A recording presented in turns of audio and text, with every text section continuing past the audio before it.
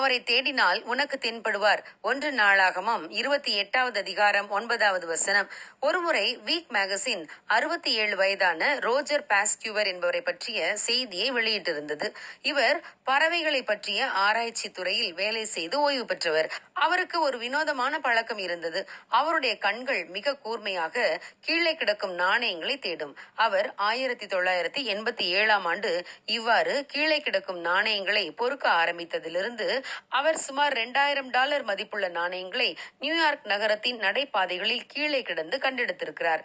நாட்கள் செல்ல செல்ல அவர் கீழே இருந்து அதிக நாணயங்களையும் டாலர் நோட்டுகளையும் பொறுக்க புது புது யுக்திகளை கையாண்டார். நாளடைவில் அவர் கவனக்குறைவாக இருக்கும் மக்கள் அதிக அளவில் நடமாடும் தெருக்களுக்கு சென்று நாணயங்களை பொறுக்க ஆரம்பித்தார். அதற்காக அவர் தெரிந்தெடுத்தது மதுபான பார்கள் இருக்கும் தெருக்கள். அவர் பாதசாரிகளை நேருக்கு நேர் கண்ணால் பார்க்க மாட்டார். மற்றவர்களை பார்ப்பதை விட கீழே எங்கே நாணயங்கள் கிடக்கின்றன என்று பார்ப்பதுதான் எனக்கு மிகவும் முக்கியம் என்று அவர் கூறினார். அவர் பறவைகளை பற்றி நன்கு அறிந்திருந்ததால் பறவை இரை தேட பயன்படுத்தும் முறையை அவரும் கையாண்டார். பறவைகள் அதன் இரையின் வடிவத்தை அறிந்திருப்பதால் அதன் பிம்பத்தை பார்த்தே அதன் இரை அங்கு இருப்பதை அது உறுதி செய்யும். அதே போல அவரும் நாணயத்தின் வடிவத்தையும் அது கீழே விழும்போது எழுப்பும் ஒலியையும் வைத்தே நாணயங்கள் கீழே கிடப்பதை உறுதி செய்து விடுவார். அவர் இந்த முறைகளில் கண்டெடுத்த நாணயங்களை விட 2007ஆம் ஆண்டு ஐபோன்கள் கண்டுபிடிக்கப்பட்ட நாளில் இருந்து இவருக்கு மிகப்பெரிய அதிர்ஷ்டம் அடித்தது. ஐபோன் கண்டுபிடிக்கப்பட்டதிலிருந்து பாஸ்கியூவரின் 1 ஆண்டு நாணய சேகரிப்பு இரட்டிப்பாக அதிகரித்தது. காரணம், மக்கள் தங்கள் ஐபோன்களில் வாட்ஸ்அப், இமெயில், ட்விட்டர், இன்ஸ்டாகிராம் என பல செயலிகளில் மும்முரமாக இருந்ததால் அவர்கள் யாரும் தங்கள் நாணயம் கீழே விழுவதை உணரவில்லை. மேலும் கீழே கிடக்கும் நாணயத்தை குனிந்து யாரும் எடுப்பதும் இல்லை. ஆகவேதான் பாஸ்கியூவரின் நாணய சேகரிப்பு பல மடங்கு உயர்ந்தது.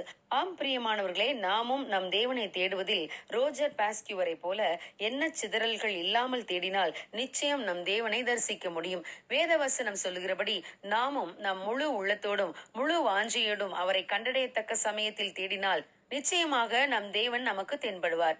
நீதிமொழிகள் 2வது அதிகாரம் 4வது வசனத்தில் வாசிக்கிறபடி தேவனை பற்றிய ஞானத்தையும் அறிவையும் வெள்ளியை போல நாடி புதையல்களை தேடுகிறது போல தேடுவோமானால் நாமும் நிச்சயம் கண்டடைவோம்.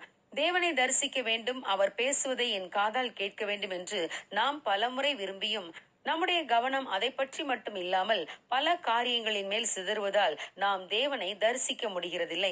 தேவன் பேசியதை தன் சொந்த காதால் கேட்ட மோசே தேவனிடம் மிகுந்த வாஞ்சையோடு உம்முடைய மகிமையை எனக்கு காண்பித்தருளும் என்று கேட்டார். அதற்கு தேவன், நீ என் முகத்தை காண மாட்டாய், இதோ என் அண்டையில் ஒரு இடம் உண்டு, நீ அங்கே கன்மலையில் நில்லு என்று சொல்லி மோசேக்கு தம் மகிமையை வெளிப்படுத்தினார்.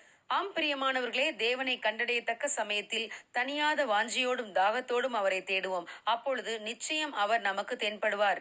God bless you. Have a good day.